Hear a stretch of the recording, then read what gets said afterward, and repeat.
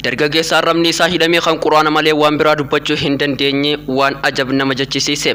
Abdulkariim jedhama, dhalataa biyya Ijiptii yookaan Misiraati. Sabiyyummaa isaatiin quraana Rabbii haffazee qomatti qabate. Akka carraa ta'e guyyaa tokko osoo maatii isaa waliin deemaa jiranuu balaa konkolaataa isa mudateen dandeettii dubbachuu isaa dhabee maatii isaa keessaas namoonni musraanii du'aaf saaxilamanii.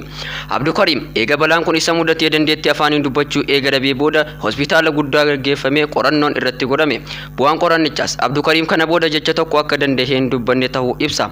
Abdulkariim afaan isaa haasa'uu dadhabus garuu yeroo quraana qara'u arrabni isaa akka nama afaan isaa balaaf hin saaxilamanitti mudaa tokko malee quraana Rabbii qara'uu bira kutee qara'u qofaa miti akkaataan qaraatii isaatu gurraa fi qalbii namaatti tola. Miidiyaan gurguddaan kanneen akka Aljaziiraa fi kanneen biroos karaa mallattoon dubbachuutiin intarviiyuu isa godhan.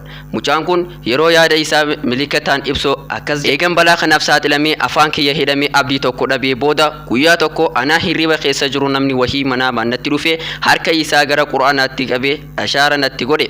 Akkuma hirriba irraa dammaqeen yeroon quraana qara'u arrabni kiyya akkuma yeroon dur fayyaa qabu sanitti naaf qara'amee jedhee dubbate. Madda odeeffannootiif fuula miidiyaa Aljaziiraa fi kan biroo irraallee argachuu dandeessa. Rabbi raajii danuu kana warra hubannoo godhee saahiba quraanaa ta'uun haa taasisu isiniin jenna.